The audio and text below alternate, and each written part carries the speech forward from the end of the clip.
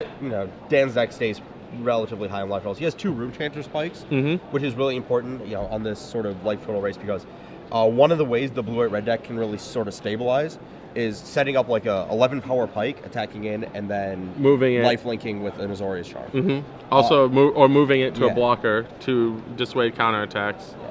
So we have Dan Jordan leading off on a Sulphur Falls, Ryan taking 2 off a Temple Garden and responding with an Abyssin's Pilgrim on the draw. Let's see, Dan's going to Thought Scour. He may or may not have the Pillar of Flame here. Looked like he was looking for a dual end, like a Hallowed Fountain or a Steam Vents, because it looks like his only lands are the what I like to call the buddy lands, things that require a basic to come into play untapped. So it looks like all of Dan's lands will come into play tapped. Well, in the meantime, Ryan is playing a 2nd Temple Garden and first seeking for a 3rd Temple Garden. So really ramping out there. So from here, you know, he's got his mana set up to cast all his spells. He's just going to need to find a Cavern of Souls to cast them through the various counter spells that Dan has. And what counter spells does Dan? He's got 3 Counterflux, an Essence Scatter, and an Izzet Charm, as well as 3 Snapcaster Mage just to rebuy those. So it looks like Dan has an Augur Bolas for an Azorius Charm, and another Glacial Fortress tapped. So Dan's probably a little short on lands in this hand. Right. It clearly does not have any basics or dual lands. Another green-white duel for Ryan, this time with Sun Petal Grove, and this looks like a Garruk Primal Turn Hunter. 3 Garruk Primal Hunter. Making a token. And he's gonna make a beast and pass the turn. Probably doing the verbal make a beast pass the turn. Yeah. And then things afterwards. So let's see. A Clifftop Retreat for Dan comes into play tapped. Play tap. So let's see. Dan doesn't look like really much. That mana for, I'm assuming that Restoration Angel in his hand is going to be I see something that he needs to fight this Garruk, but yeah, I see a Counterflux and a Think Twice, and then the aforementioned Azorius Charm. Yeah, and a Restoration Angel. Okay. So the aforementioned Cavern of Souls comes down for Ryan. I'm assuming at this point he wants to name either Angel or Beast, depending on whether he has a Crater of Behemoth in his hand or not. Yes. It's just all about, this matchup is pretty much focused on, can you resolve your big creatures? Okay, so it's naming Angel, which signals that Ryan's going to have an Angel of Serenity or Restoration Angels in his hand. Right. Or he may not. That may just be the one he names in the dark, if he has neither of the cards. He also has Sigarda in his deck. Yes, is one copy of Sigarda. So we're just gonna see Garruk make another beast and have another mana elf, or have an Arbor Elf come Arbor Elf. Instead of drawing some extra cards, which you know, at this I can point, get behind Garrick's that. pretty far ahead on board, and I don't think you're quite reaching the point where you want to start moving towards Ultimate, but you know, just making beasts is really strong. So a Thought Scour for Danehy into likely a pass, but he looks like he drew a Rune Chanter's Pike. Yes. Which is... So he can set up Restoration Angel. Into Pike and killing Garruk, yes. Yeah. And so finally found a... Right on time, this Hallowed Fountain into play tapped. In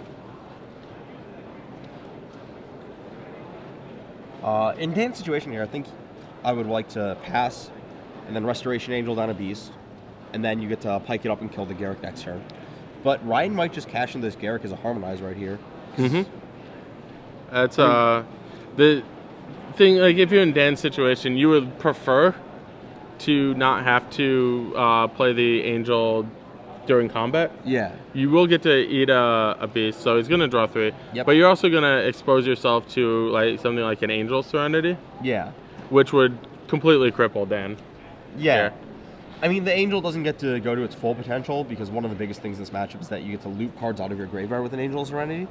But, you know, just taking out that Angel in play, and we can see game 1 that Dan doesn't have any Supreme Verdicts. So it's going to be, you know, kind of hard for him to actually just beat the 5/6. So, Angel comes down for Dan.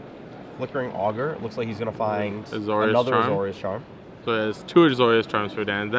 That might be important with helping some lifelink if he can keep the Pike going. Keep the Pike attacking and So if Ryan doesn't play a flyer, or alternatively Ryan could have one of his 4 copies of Selesnya Charm. Yeah, if Dan goes for the pike, but he doesn't have to here because Ryan's Garrick's down to 2. Right. So it looks like there's a Chromatic Lantern coming down for Ryan. There are 2 copies of that in Ryan's deck. I think it's just the next best ramp spell. Yeah, it could be Selesnya Keyrune, but he's probably just looking for a way to activate this Casting Wolf. Yeah, if I were building Ryan's deck, again, I would 100% have it be Selesnya Keyrune.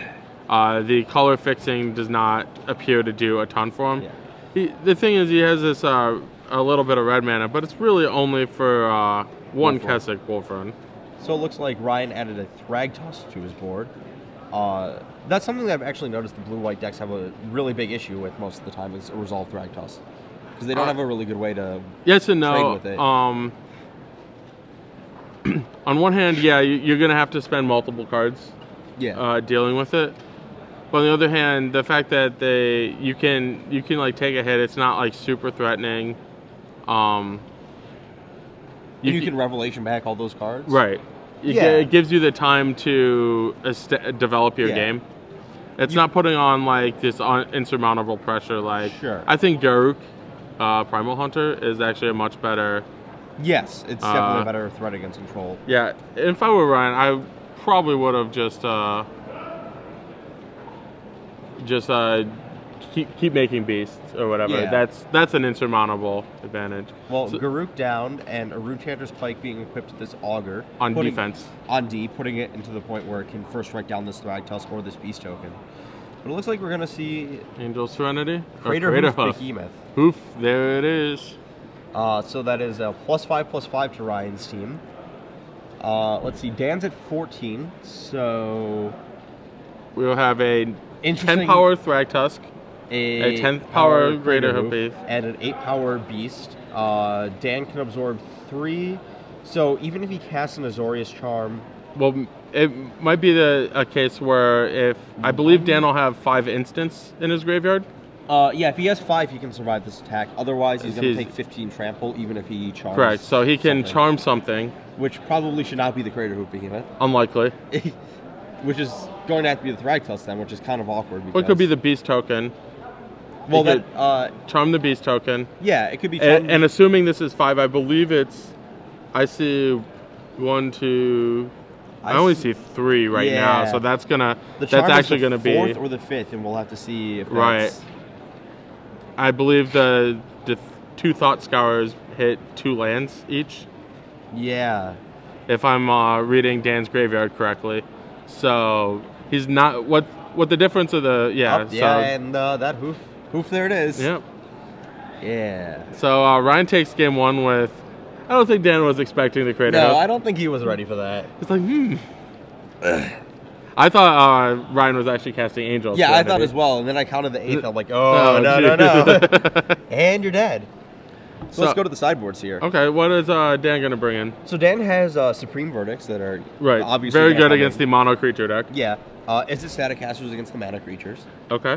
He has Burning Oil, which is a pretty solid answer to Thragtusk or Beast tokens or really whatever. Right, because you can Burning Oil 1 and then flashback get the resilient remaining beast. Or like just turn the 5/3 into a 3/3, block it with a Resto Angel, and then have the flashback to kill the other 5/3 later when they play another Thragtusk inevitably. He has a Drogskull Reaver as sort of a high-end finisher, which is going to be really huge here. It doesn't actually look like Ryan just has Selesnya Charm, which doesn't actually kill Drogskull Reaver. Right. The only ways Ryan can actually kill a Drogskull Reaver are his Angel Serenities. Yeah. And however, he can just cast a Crater Hoof Behemoth. I'm sure that'll... Yeah, enough, maybe. That'll likely be enough. And Dan J also has Jace Memory Adept, which is something I've liked in this matchup. I've been playing a lot of the green-white deck that Caleb Durwood promoted. It's very similar deck. There's no Crater Hoops in it, but it has like the same Angel Serenity, Thragtusk, green-white high-end that we see in Ryan's deck. And one of the things is that, like, eventually with Angel Serenity, you can run the blue-white player out of cards in their deck that do things, like just looping angels. Yeah. But, like, if you have Jace out of the blue-white deck, you can just, like, 0U, 0U, 0U. Like, you have an actual clock. Right. And that's one, like, we'll keep talking about. Jace Memory Adept is one of the defining cards in Standard. I think so. Once you have Sphinx's Revelation and Thragtusk being the actual 2 best cards. Yeah, because once the 2 best cards in Standard both life gain you a ton of life, you want to look at alternate win conditions, and Jace Memory Adapt is absolutely one of them. Yes. So what about Ryan's sideboard? Ryan's sideboard, most of his sideboard is actually geared towards beatdown decks. Okay. He has like a Terminus, some Centaur healers. He may decide that he wants 2 copies of Rest in Peace. That's a take it or leave it card. Like some people like it, some people don't. A second Sigarda, I believe, absolutely coming in. That's probably pretty good here. Yeah. And the other card I think would be okay. It's very good against most of Dan's deck, Garruk Relentless. The big problem with it is Restoration Angel makes it. I actually hate that card in this matchup. Yeah, it's very good if they don't have a Restoration Angel, but they're very likely to have even one. Then, like, you're making Wolves. Wolves get blocked down by Augur or Bolas really easily. They trade with Snapcaster Mage. Like, you can flip it, and the flip side does some good work, but I'm not, like, that huge of a fan of that because, you know, if they don't have an Augur, what are you flipping it on? Yeah. I actually just really don't like Garruk. I actually like Nevermore a lot in this matchup. Okay. I feel like if you can cut the blue-white-red player off of their Sphinx's Revelations, there's absolutely no way they can kill you because they will run out of cards before you do because your cards are all Thragtusks and Angel Serenities that gain you card advantage, and their only spell that actively gains card advantage is Sphinx's the creatures. Well, those are somewhat because the 1/3 and the 2/1 body don't actually mean anything in this matchup. Right. Okay. Let's see. I actually like Rest in Peace because, for a similar reason, because one of the other catch-up cards Blue-White has is Pike, and if you cut them off a Pike... Yeah, also because he saw a Pike from Dan. Yeah, he saw a Pike, and also another one of the ways they can beat you is if you have like a Loxodon Smiter draw, where you're just like, oh, I'm just going to Smiter you, and then Smiter you again, and just beat you down and kill you on turn 5 with 4/4s. They can actually win with Snapcaster Mage into Azorius Charm. Yeah. Whereas if you Rest in Peace them... the one thing to consider with Rest in Peace is it does cut you off of Angel of Serenity loops. Yes. So Angel of Serenity is more of a Fiend Hunter. Yeah. Than it is Super Mole Drifter. Right. So there's give and take in it. Maybe Warden 1. Right. That's what I'm saying. Like some people like it, some people don't. Okay. So it'll be interesting to see what Ryan likes. Worth noting is that Dan has no way to kill a Nevermore that's already in play.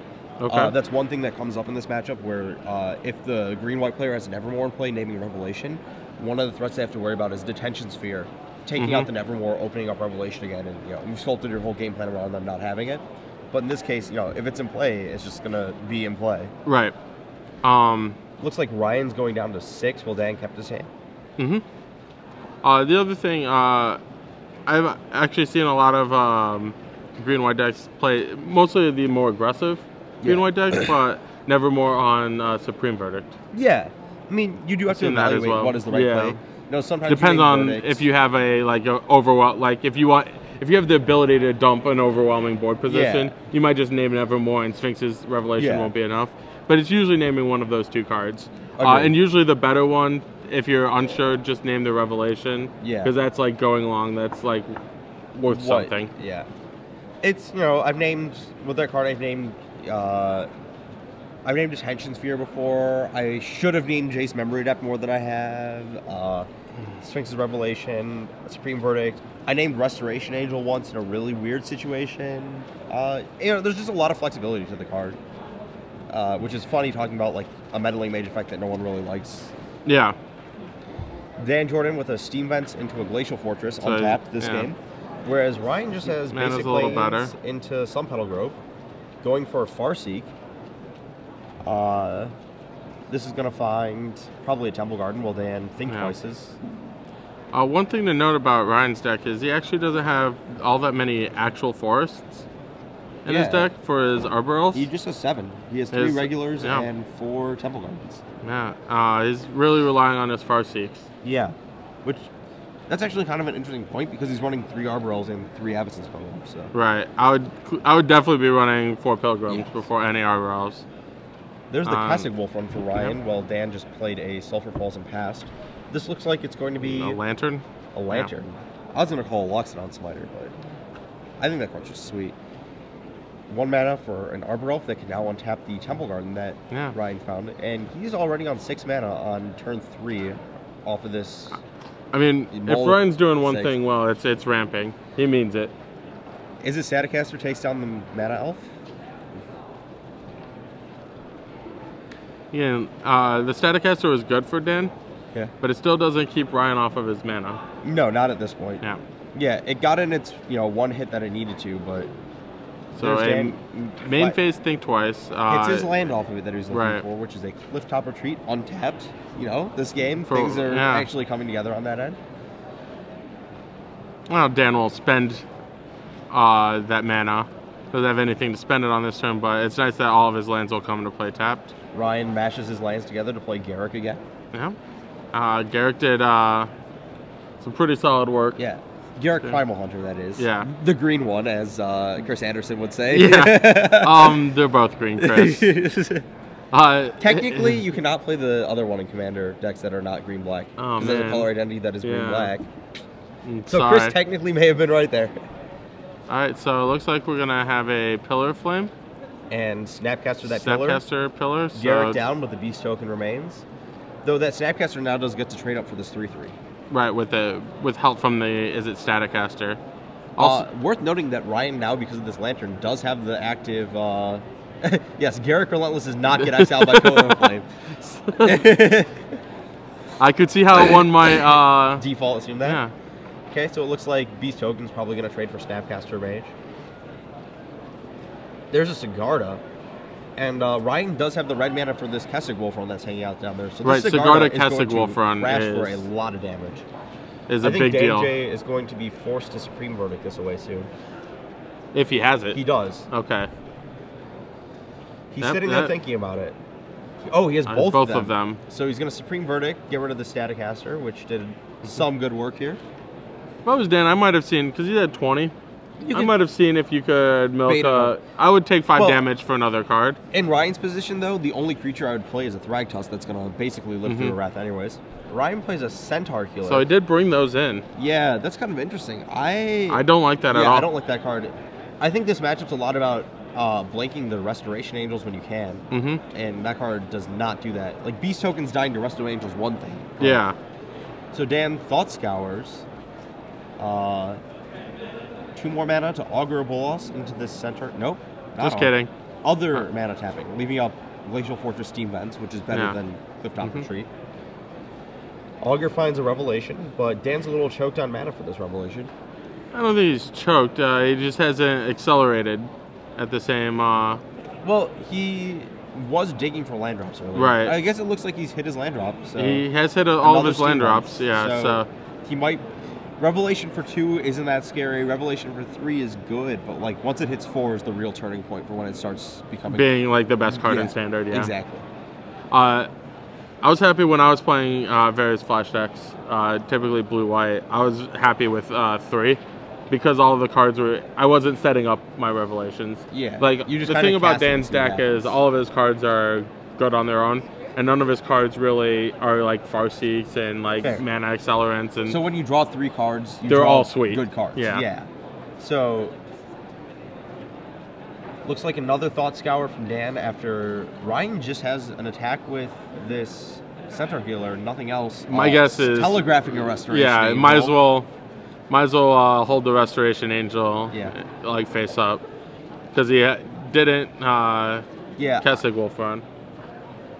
The thing is, it's like correct to do this because you don't want to main phase it because you get Supreme Verdict. Yeah, especially because Dan hit 6 mana, so he's at the point where he can Snapcaster the Verdict. Yeah. So like, and if it gets counterfluxed, it's not the end of the world because Ryan doesn't have the Cavern in this game. So if it's counterflux on a 4-drop, that's better than counterflux on a 7 or an 8-drop. Correct. So Dan main phase Thought Scoured and looks like. I believe debating which land to play, maybe at this point. I believe he has land at. He played a land. Oh, he did. Okay. Yeah. End of turn, Restoration Angel brings Ryan up to 26, blinking the Centaur Healer.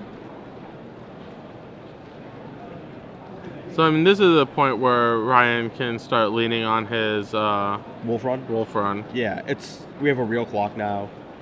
You have enough creatures in play that Dan needs to Supreme Verdict. Yeah, you just have to make sure to use your Wolfrun appropriately to play around the Azorius Charm. even if not, like it's not the end of the world. Like I would have 100% attacked with that Centaur. Yeah, the Centaur healer not getting if Dan wrestle plays angels in and you get to trade, that's awesome. Yeah, but like Ryan's gonna go for another Garrick, which is actually a pretty solid. But Dan has the Snapcaster Mage Izzet Charm to counter the Garrick. Oh wow! The one of Izzet Charm. Just throwing that out. Yeah, there. just had it. Yeah, Izzet Charm doesn't seem like it'd be doing a lot from the graveyard, but that was a huge spell pierce mode. Yeah. On Izzet Charm, and so now Dan's gonna be able to pass. With Revelation. Super high life total. Nothing Ryan can do to stop this Revelation. Still not attacking with this healer. And still not activating the Wolf Run. I mean, I think you just let him take it because you don't want to get Azorius Charm for the huge blowout here. But plus, I wouldn't mind if Dan, like, so if I'm Dan, and I have so he's still going to Restoration Angel, Essence Scatter flashback. Yeah, so he's gonna blink the Snapcaster Mage, so he can flashback the Essence Scatter. So basically, the Restoration Angel played Mystic Snake duty.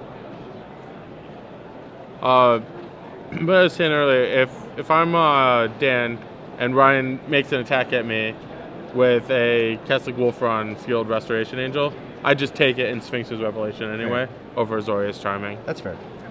Dan passes the turn, but his deck is all flash cards. That doesn't really mean much. Restoration Angel fight in the air. Looks like Ryan's setting up this Kessig Wolf Run for 4. Mm-hmm. So that's gonna kill that angel and trample over for 3. Yep. Dan's happy to do this because he's likely to Supreme Verdict after casting this. Board, draw. Looks like 5 cards. Yep. And that's usually gonna do it. Especially because Ryan does not have a Cavern of Souls. So, these 5 cards likely mean some kind of counter magic. They can trade 1 for 1. Yes. Well, specifically, it's a way to trade for Angel of Serenity without allowing the trigger to happen. Yeah. And that's very important. Like, other crazy thing is, like, if Dan had, like, a Rune Chanter's Pike or something. He could just not Wrath and just start cracking back. I don't know if he can win the race. He might need an Azorius Charm or 2 to win the race, but that's fair. Like, Dan's not locked into wrathing this board by any stretch. It's a good scenario to wrath, but not necessary. Right. And so far we've seen... It looked like Dan had a Moorland Haunt too, so... Oh, that's... It's usually really sweet, but again, the Wolf Run very much trumps. So it looks like Dan's decided to wrath here. He's making his attacks. His Trump attack? Basically. He could also just... he had a Pillar of Flame, so... Okay, if he wants to trade it. Ryan just doesn't block. And the Centaur Healer... Doesn't block, so Dan gets a 2 free damage. Yep, 2 free damage. Centaur Healer and Restoration Angels to the graveyard after the Supreme Verdict. Dan passes with Moorland Haunt and 3 other mana. I believe Dan has a red card in his hand. Pillar of Flame? Probably. Didn't look like Pillar. I'm trying to figure out what else it could be. Could it be the Burning Oil? It looked like Searing Spear for a second. There's the Angel Serenity.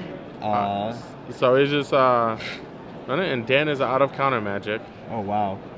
So we're going into super Moldrifter mode. Jeez. And this is a huge Moldrifter. Sigarda, Restoration Angel, and Thragtusk hiding under that 5/6. Yeah. If you're gonna draw 3 cards, they better be good ones. Those would classify as good ones. Yeah, it's also like a really awkward situation for Dan because he can't even start Moorland Haunting down to chump the Serenity looking for something because the Wolf Run's in play. Right, so... he flashes in a Restoration Angel on end step. Yeah, I mean, Dan's line is to he has take a hit Revelation, or... it looks like, so he could start digging that way. Like it's looking like Dan needs to play a tempo game because like those are just like 3 incredible threats. Yeah. He also has to hope that Ryan doesn't have another Angel of Serenity to start the actual loop. Right, and that just goes crazy. But like Even one activation of it. Oh, we're paying 2 life for this temple card. A Crater Hoof? We're just hoofing? Okay. Alright, deal. Sure. So, I think it's interesting for Dan that, like, it might be, like, totally reasonable for him to just, like, Azorius Charm both creatures. I don't know about that, because...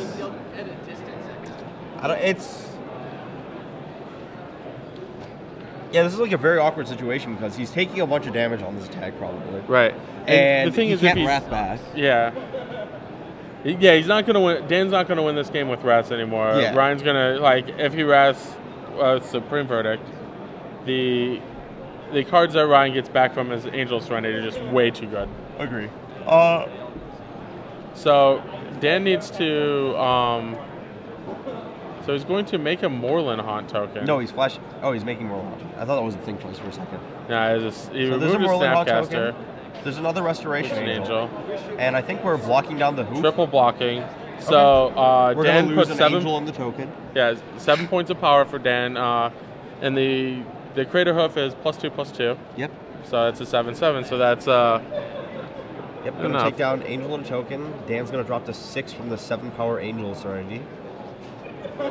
And doesn't look like Dan's hand is very good. No. Even after the first revelation? Yeah. Yeah. That's a Snapcaster. Okay, so he has that's a good one. Wants. Okay. Yeah, any card he still has to find it out to this Angel though. Right. The more I look at it, the more I think Dan does have a Burning Oil in his hand. Sure.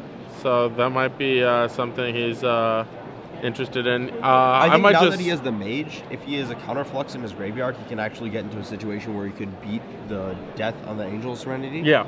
Because if you just, Ryan is stuck on being able to cast only 1 5-drop a turn. He doesn't have 10 mana yet. So, like, if you kill the Angel, assuming Ryan commits... Oh, there's another hoof. Well... Hoof, there it is.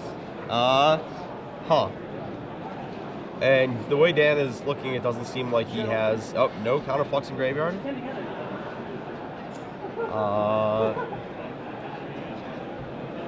Well then. So, can Dan... Yeah, that's a Pillar of Flame. Oh, it's a Pillar? Yeah. Not a Burning Oil? Not a Burning Oil. Okay. So, this is 14 power. Dan can Revelation for how much? Okay, so... Is this... Everyone who wants 8. Okay. So that picks him up to 14. He'll be chump and then blocking. He can chump, so he's going to go to 4.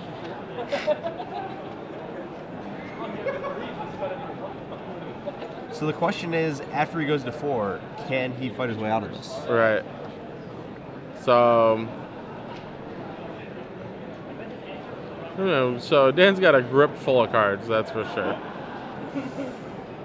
Yeah, drew 8, had a full hand, or had like 4 or 5 cards already. Yeah. I would imagine the Snapcaster Supreme Verdict is coming. Probably has to be. This is one of the situations, personally, I love the blue-white flash deck, no red. Really? Because if his Pillar of Flames were unsummons here, he would be able to get a Snapcaster back. He would Snapcaster, give his Supreme Verdict, flashback, then unsummon. Yeah. His Pillar Flaming his own Snapcaster doesn't do anything. No, not really. No. But unsummon, excellent card in this situation.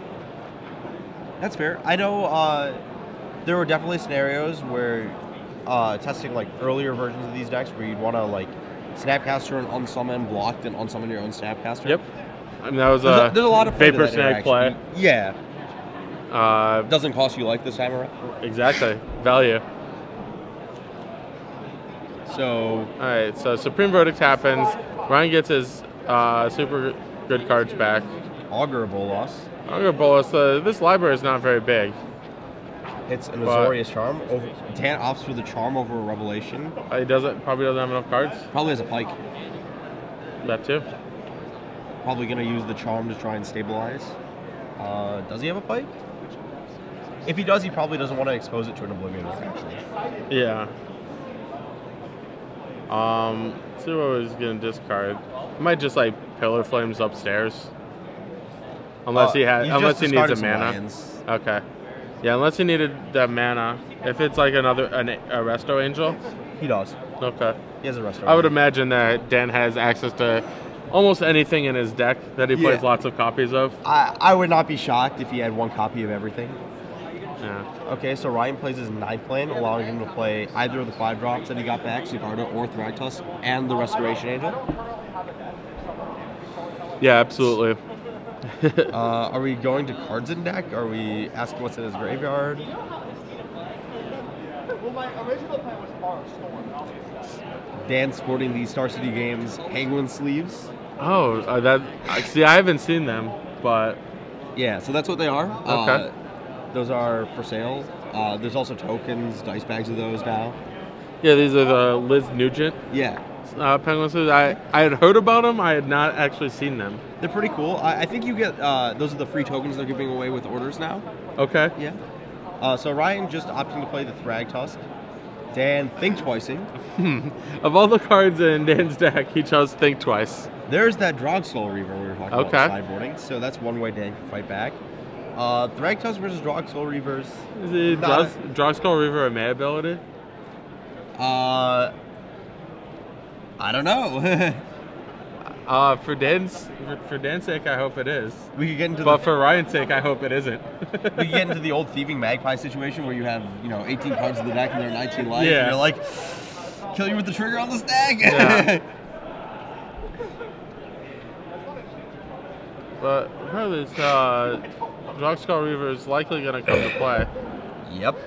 I wonder if Dan set it out as pikes. Ooh. That would be problematic. Yeah. Because I don't think there was... It is not a May. You must draw a card. Wow. So we're going to make a Beast token when Restoration Angel blinks the Thragtusk, also gaining 5 life. Yeah. Going up to Dan must draw 10 cards from his deck to kill you. Well, even more because I would counter this Restoration if Dan has the capability of doing so. Yeah, because you can chump. Oh, and yes, it does bolt damage to it. Because if Drogskull Reaver kills the creature it blocks on first strike damage, you don't get to draw the second card. You don't get to draw a second card. Yes, because there's no creature in play for it to deal damage to. But Restoration Angel with 4 toughness is gonna... Oh, wow. Cards in library. He's got like 10 or so. Jeez. So this could be I'm the subject of killing people without dealing damage. Yeah. Also, Dan's at like 4 life right now. Oh, Ryan's just gonna shove. Wow. Okay. This could. I believe Dan has 5 mana. Yeah. So Azorius Charm will cover whatever creature gets Wolf Run. Correct. So if I were Dan, I would Drogskull Reaver on the Thragtusk. Okay. And then can we?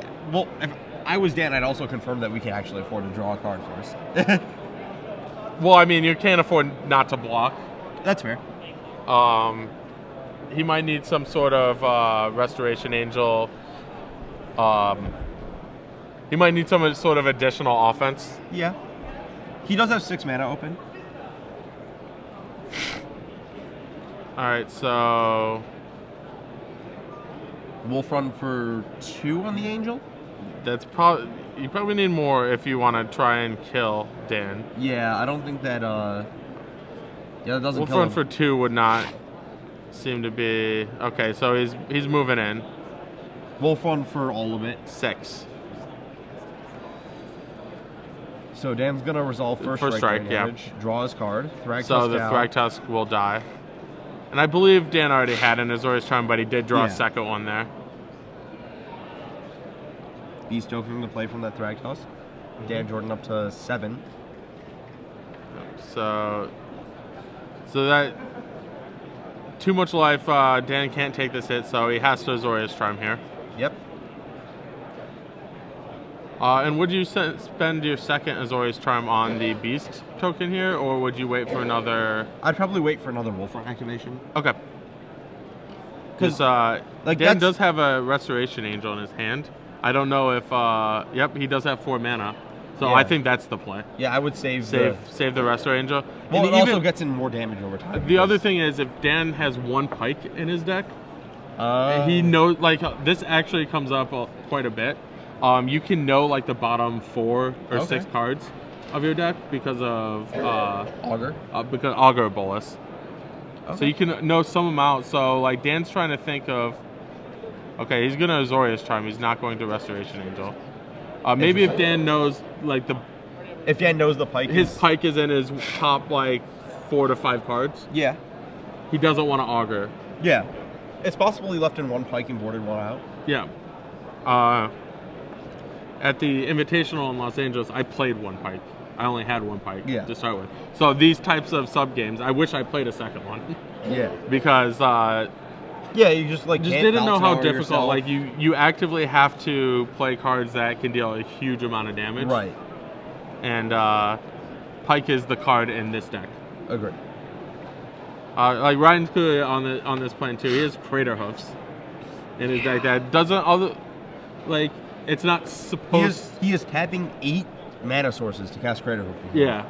He's not like there's no Somber World Sage, no Unburial Rites. Mm-hmm. He is actually tapping 8 individual mana sources. And it's like one of those things that the deck is not quote unquote supposed to play it, but like he does because he's like, I need to kill my opponent from 40 now. Sometimes you got to do it. All right, so Dan Reaver is gets going in, to. Dan goes to 13, Ryan to 25. Dan draws 2 cards.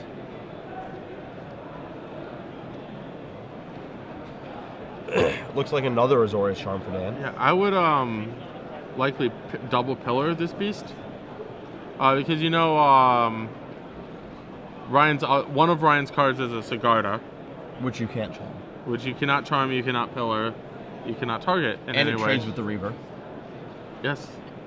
So that's a huge defensive card, given that Dan might just deck himself. Yes. I mean, sure. Literally every single card in his deck. Dan's deck is not capable of being Ryan's draw so far. Yes. So far, I believe a pike will change the math on this. Pike will instantly win the game pretty much. Because Dan also has Morley. Mm-hmm. So Augur, bricks 3 lands. 3 lands. So I feel like he sided him out, unless there was a pike on an early Augur that we missed. Yeah, it's very likely he did side. He probably sided out Counterflux too, which is. Yeah. Wow. Just like leaves them without a lot of like ways to close. And yeah, well, look at Ryan's life total. It's 25.